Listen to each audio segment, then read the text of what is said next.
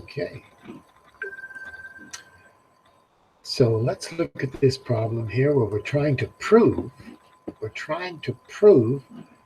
QYSX is a parallelogram.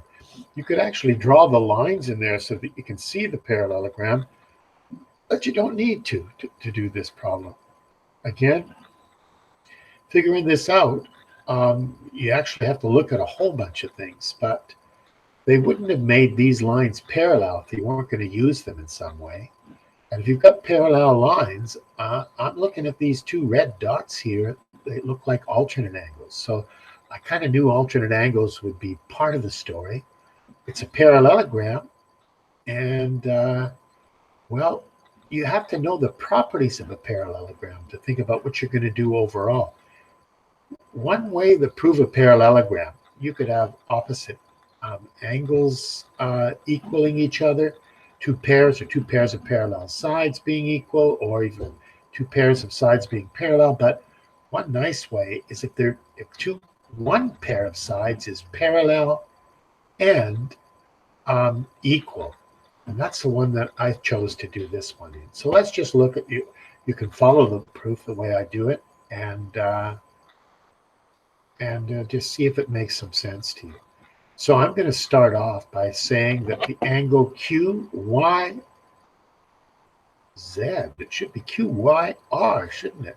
I would say QYR. There's no Z there. QYR is equal to the angle SXY. Okay? I could have said QYX. That might have been better. QYX, just to be a little consistent. QYX is equal to SXY. So those two angles right there where the red dots are, because they're alternate angles. And because it was given that QY is parallel to SX. So that's where I start.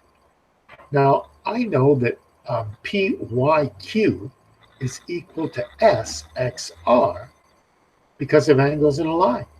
They've got to add up to 180 degrees.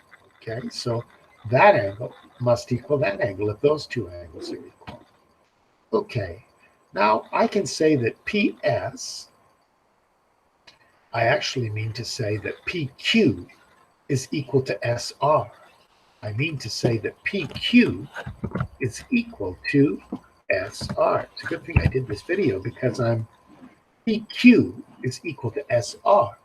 Those two little red lines, those sides must match up because they're opposite sides in the parallelogram that was given in the beginning, that PS RQ is a parallelogram. Okay, well, we're moving right along.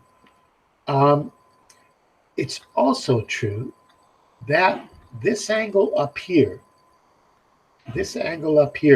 where P is here, QPR, must equal angle SRP. So that's where the blue things are equal to each other. So that little blue angle there must equal that one right there. Okay, why is that? Well, it's alternate angles because PQ is parallel to SR, and that's given, and it's a parallelogram. Well, now that we've matched up these angles and this side, we can say something about these two triangles. And what I'm trying to get at is if I can show these triangles are congruent, then I can say that this side, QY, is equal to this other side, SX, and then I'll just about be to my answer. Well, what we've done here, what we've gone through, we can say that PYQ is congruent, the same in every way to XXR. The reason? There are two angles that are equal to each other and a corresponding side that's opposite the same angle there. The green ones are the same. Because of that, angle, side, those two triangles are congruent. They're the same in every way, which means that QY equals SX. That side must equal that side, SX. And if those sides are parallel and they're equal, then it means that QY SX is a parallelogram.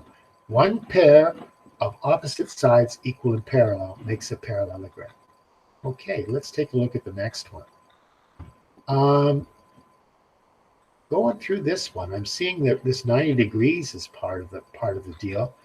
If that's 90 degrees, then those blue angles must be 90 degrees. DEF and BFE must be 90 degrees as well because of angles in a straight line.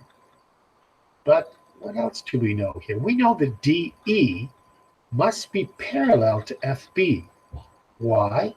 Because those two guys are alternate angles. And if the alternate angles are equal, it forces the lines to be parallel. I think we say it's the converse of alternate angles. And because we know those two angles are equal, it makes the lines parallel. So now we know DE is parallel to BF. What are we trying to prove? We're trying to prove that EDFB is a parallelogram, kind of like the last one. Well, AD is parallel to BC. Why? Because its opposite sides of the rectangle are parallel. And we know that DAE is parallel to BCF. Why do we know that? Because those two guys are alternate angles, because AD is parallel to BC. Okay, so we're almost there. Now we've got two angles and a corresponding side. So we can say that triangle AED is congruent to triangle CFB. And if they're congruent, they're the same in every way. So just like the last question, DE must equal BF because they're congruent triangles. They're the same in every way. Their sides must match up. Now we can say that EDFB is a parallelogram because we have one pair of opposite sides that are parallel and they're equal. And that's the end of the story. And hopefully that helped. This stuff isn't so easy, but you just got to keep trying.